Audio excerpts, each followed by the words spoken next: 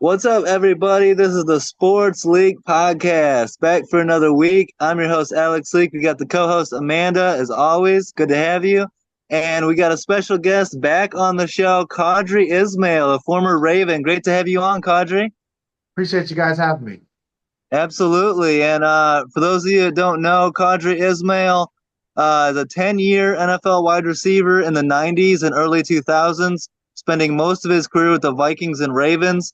And he won Super Bowl 35 with the Ravens, beating the Giants. Qadry is the founder of Missile Training, a sports performance coach, and is a co host for the Ravens Purple pregame show for CBS Baltimore. Um, Qadry, big game coming up. Ravens Bills. Are you excited for this one? This should be a great game, huh? Well, if you look at both teams, they've been on a roll for the last few games of the season, and I think they've been playing their best football. I know that both teams have had faced many playoff caliber type teams, and they've won and done a great job of doing it. All of them were really taking care of business when it came down to whether it been the Broncos for Buffalo or for the Steelers for the Ravens in the wild card round. And yeah, I mean this is the collision course that we've all been waiting for. Josh Allen versus Lamar Jackson. Obviously, the Ravens defense, and what can the Bills defense do against Derrick Henry and company? Yeah, yeah, it's gonna be a lot of fun. It has. I would say like the playoffs haven't really been that surprising this season. We only have one wild card team that's advanced to this round, even though they added a couple wild card teams. Um, your teams that you were on made it to the postseason, I think 5 times during your career, right? I believe so. Yeah, that's Yeah. good stat.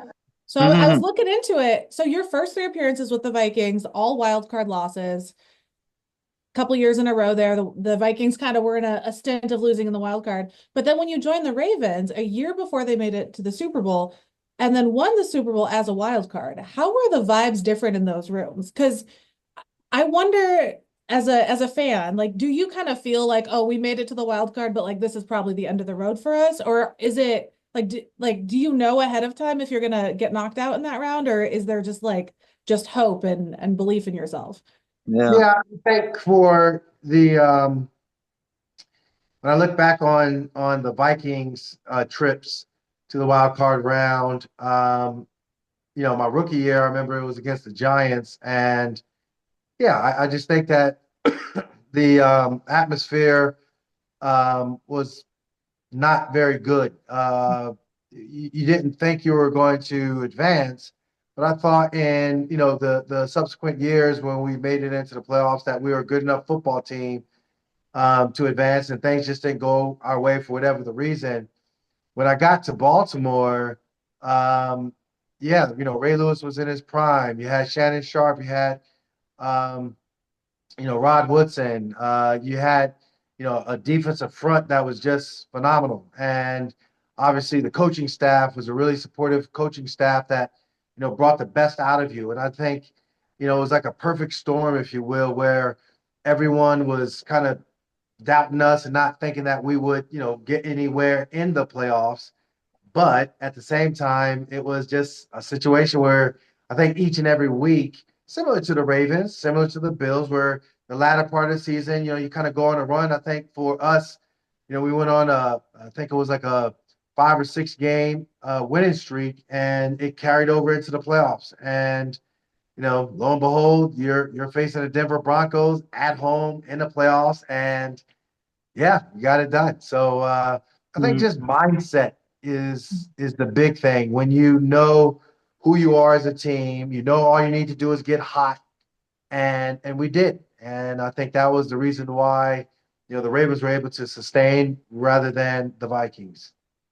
Do you think there's a Yeah. mental advantage to being a wild card team? Do you think other teams overlook you a little bit? I don't know if it's necessary to overlook you. I think, for example, last year, you look at, being the number one seed and, having that first round bye. You don't play until the divisional round and then obviously AFC championship game. A wild card team. So, for example, the 2012 team, that 12 team, they kind of stumbled in the playoffs. Mhm. but you call it getting hot at the right time, Yeah. where other teams are resting their players. You're still seasoned, you're still playing your stars, you're still in a mindset of, hey man, let's go out there. And I think that us against the world mentality, it carries itself over.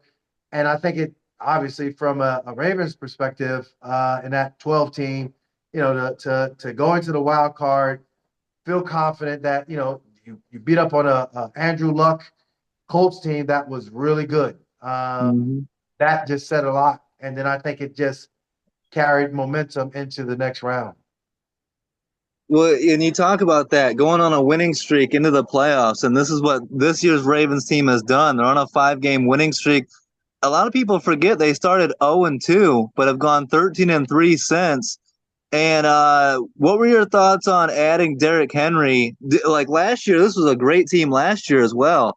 But you, in the offseason, when they added Derrick Henry, I was like, how do you stop that backfield? Lamar's already the MVP, impossible to defend. And now you add Derrick Henry next to him.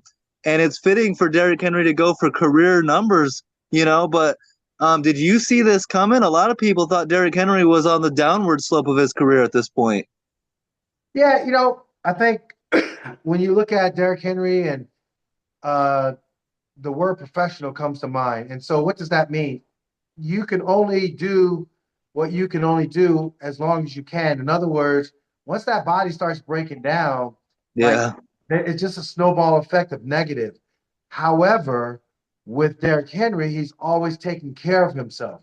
He's Yeah. always been that professional. He's always done those different things to do that strong recovery work. And you can't take that for granted. I think because of that, you go into the season where you have a Derrick Henry in the traditional sense of being close to 30 and all the things. Oh my God, he's over the hill. And you start seeing the guy and the way he prepares himself. Yeah, I think he pretty much, showed the entire league that he has a lot of juice left in the tank. And yes, those were some games. I think the big game to me was the Cowboys game where you need to really make a statement and say that, yeah, we might be 0-2, but we're not what you think we are. And I think Yeah. the way they went into Dallas, handled their business, backed it up versus the Buffalo Bills in week 4 really just said everything. It just told me that Derrick Henry has a lot of life left in him. And I appreciate the way Todd Monken has, designed some really strong plays for Derrick Henry to flourish. Yeah, His 100%. and his numbers have been ridiculous this season. There's been a lot of talk about MVP. I love Josh Allen, and I'm not saying Josh Allen deserves it more than Lamar. I do think individually Josh Allen should get one, but Lamar also deserves one. But also Yeah. Derrick Henry deserves one. Like, do you think there's a chance we do a 3-way split this year? Like, who's your MVP pick? Yeah, so it's interesting, Amanda, because then you would have the Eagles fans in the uproar because Mhm. they're like, whoa, whoa, whoa, Saquon. well, our guy, you know what? He had over 2,000 yards rushing, and he was a few rushing yards away from the league record Yeah, and he held he by sat the Eric. final week of the season too. Yeah. Yeah. Absolutely, absolutely. So the MVP race, my point in saying is that when you look at it, it's been a tightly contested race, and it's been a fun one. I Mhm. think it's great when you have an opportunity to kind of, have these big talks of my guy should be the MVP. My guy should be the MVP. But I Yeah. think if you really just get into the weeds of it all, clearing away, Lamar Jackson is the MVP. He made first team All Pro. Usually, that's the strong indicator that yeah, the voters that vote for the MVP are voting for Lamar Jackson. It would be a total shock to me for him to be first team All Pro and then somehow don't win it.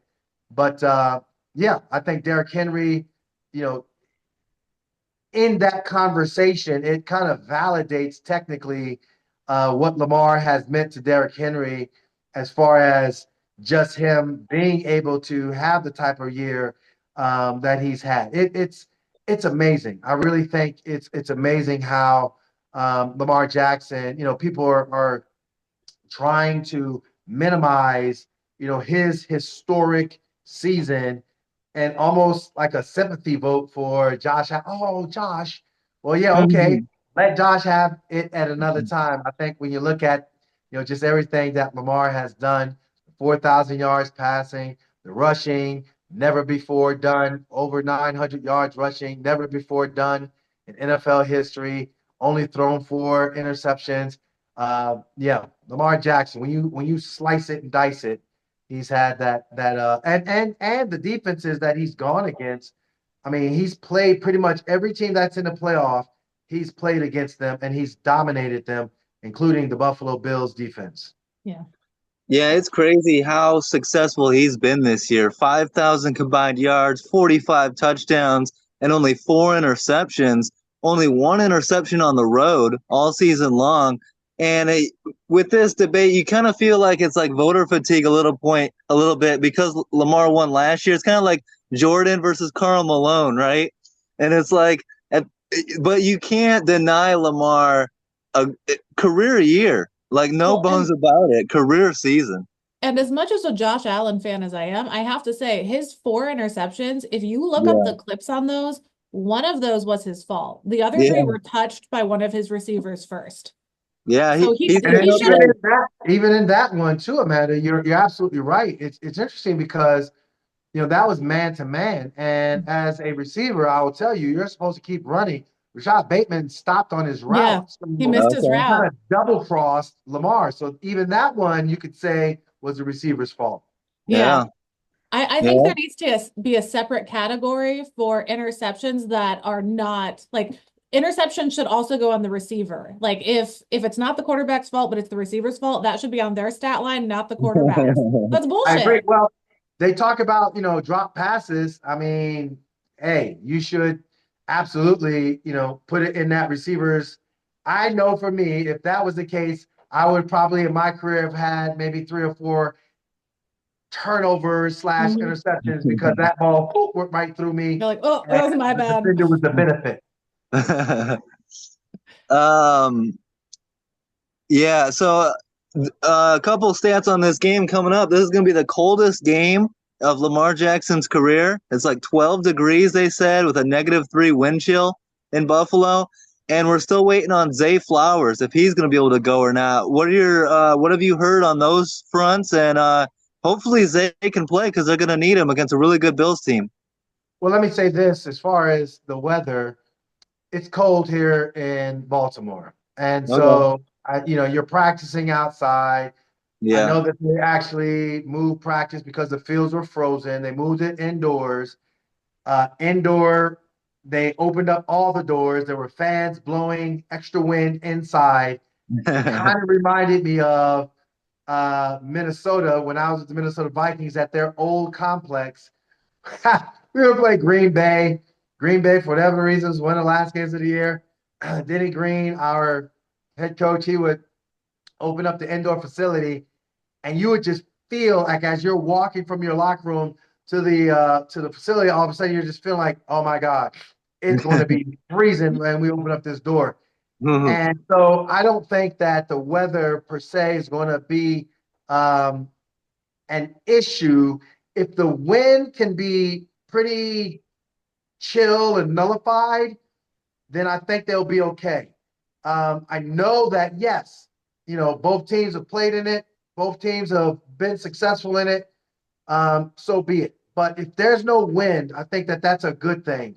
Um, at the same time, when it comes to Zay Flowers, I just don't see him playing. I really don't. I think that LCL is a ligament for a speedster like him, a guy who can make guys miss real quickly in tight spaces. You need all your ligaments to be A plus plus. So yeah, Alex, I just don't see it, and I know that means other guys are going to have to step up. Other Yeah. guys, I believe we saw it in the Pittsburgh game. They did. Isaiah Likely was one of the guys I said needed a big game. Yeah. He, in fact, did have a big game. Again, you look at Bateman. Bateman is still being Bateman and scoring touchdowns. So I think they Yeah. have enough weapons, but yeah, he's going to be missed. Yeah. Yeah, it's not like Baltimore is like Miami. Like they're a team that's used to the weather. Like even if they don't play outside all the time, like They're outside, they're in the weather, they're practicing. So I don't think the weather will be that much of a factor. I just want snow. I love me a snow game. I know the forecast says there's supposed to be some. Like Hopefully. I love me a snowy NFL game. I mean, let me just, say watch the Houston and Kansas City Chiefs game because there could be snow there. I know. And then you'll Yeah. turn on the 6:30 game on Sunday and be like, oh wow, I have my snow fixed. Mhm. Now I feel better. Yeah, And that Cleveland game nice. tided me over for a bit. Right? There it is. There it is. I don't want snow. I want it to be like a good back and forth battle without it being like, oh my God, the snow did this or that guy. Mhm. I don't True. want any of that. No I just, excuses. whew. Yeah. Yeah, I want a game. I want a good game, good both teams going at it. Amanda, how about your favorite kicker over there? Oh, Justin Tucker. How do you Yeah, feel about his season? Well, like, and Alex and I have been talking about this all year, where kickers are having more blocked kicks, more missed field goals, especially the short field goals. Kickers are yeah. more accurate than ever over 50 yards, but this was one of the least accurate years in the past 15 years of 50 yards and under. What do you think is going on there? Yeah, I think for Justin, what got him to beat out Billy Cundiff all those years ago was the straight kick. AFC North teams, outdoor stadiums. One is on Lake Erie. Another one is at the Three Rivers. The other one is in the Queen City, and they got the crazy, wind there as well. And then clearly here in Baltimore, Russell Street is one thing, Austin is the other. You just like you're kind of like you're rolling a dice, and so you need a straight kicker. Justin has been that for years. I think technique wise, like a good golfer. I mean, you just got that, golf swing down, it's grooved, but every now and then you get a little bit off and it takes you a minute to figure it out. Unfortunately, it cost the Ravens some games, but Justin being Justin, the off week came at the perfect time. He got himself right, and I think what we've seen is just Justin Tucker kind of get back to being Justin Tucker. It's going to be a crazy experience up there at Buffalo again. No snow, but I think it's going to be Eh, a situation where, yeah, it's going to be a challenge for both kickers. But we're hoping the GOAT will get his mojo, or well, keep his mojo because he already got it. Yeah, it's But keep back. his His mojo. case of the yips is over. Like he's Yeah. conquered the yips this year. As a Packers fan, like Mason Crosby used to give me so much anxiety. Every time that man touched a ball for like 4 years, I just cringed. So Justin Tucker was my kicker for a hot second. Like that was my guy. He was reliable. I trusted him. My anxiety was good when he was up to kick. So You You're know you're who? you're a Packers fan, and so you must have some type of feelings about getting like into this weirdness of Philadelphia Eagles whooping up on your team. Y'all had an opportunity in a cold game, but you didn't get it done. And then all of a sudden injuries. Like, I said for weeks they were going to be one and done when they made the postseason. I was not surprised at all. wow, wow. We No went to the face. game with our number one receiver down. We lost number two and three. I sent Alex the meme of from what's the movie? The Oh, guy I who runs forget. all the time. What was Uh it? the you ain't got no legs, Captain Dan. I sent that to Alex with Oh, you're talking Forrest Gump. Forrest Gump. Forrest yeah, Gump. yeah. But like Forrest receivers, Gump. we ain't got no receivers. Like our top three receivers would have been out. That was a mercy kill. If the Packers had advanced, we would have been demolished in the divisional round. Like we had no Well, receivers. Our defense has been playing like shit. Like we looked like absolute crap. The Bears beat us. yeah, the Bears beat you in week 18, We so didn't deserve to be in the postseason. I had a list of one and done teams, and it was the Broncos, the Steelers, the Packers. and the Nailed it. Texans. The The, Texans showed up and they were a completely different team than they've been for 2 months. So I yeah. was wrong about the Texans, but that's who the Texans should have been all season. So it's not my fault they weren't themselves.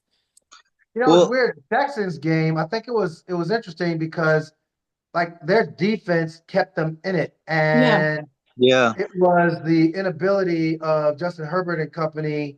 Number one, his receivers were dropping so passes bad. that I was Yeah. like, yo, bro, this is like It was bad. indoors. This is the playoffs.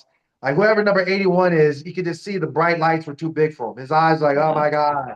And so the Yeah. one was the drop pick six. So I Mhm. think for the Houston game, their defense saved them. And then, CJ Stroud made some plays. Was it to Nico Collins? He balled out. Like once he started finding Nico, I think that's Mhm. when things changed for their offense. But yeah, you're right. I think the other teams, the Broncos surprised me. Not that I'm saying that the Bills, weren't going to win, but I thought the Broncos could have played better defensively. Yeah. They uncharacteristically didn't. Their offense, yeah, they did some things in the beginning, and then they were like, who are they? Where are they? Mhm. I It's Mhm. a think for lot of the Steelers pressure for a game, rookie. it was. It was in a hostile environment. And I think if Sean Payton can, I think, better prepare his team, I think Bo Nix is going to be, one of those guys that can potentially be another Josh Allen-esque type of a player. Yeah. Well, we appreciate you taking some time to come on, Qadry. It's always great talking football with you. I'm rooting for your Ravens. Anybody but the Chiefs. No three-peat. So let's go Ravens.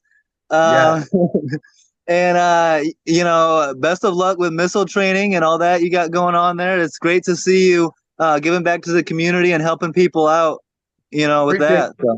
appreciate you guys having me on. And Alex, Amanda, I know that this is going to be a fun weekend of football, and Mhm. hopefully everybody will I'm enjoy it. excited. Yeah, Absolutely. So, absolutely. Thanks for coming on. Thanks for your yeah, time. Thank you, thanks. guys. Thank you, guys. Uh, Appreciate the support, guys. Don't forget to like, subscribe, leave a comment. Let us know what you think, and peace out.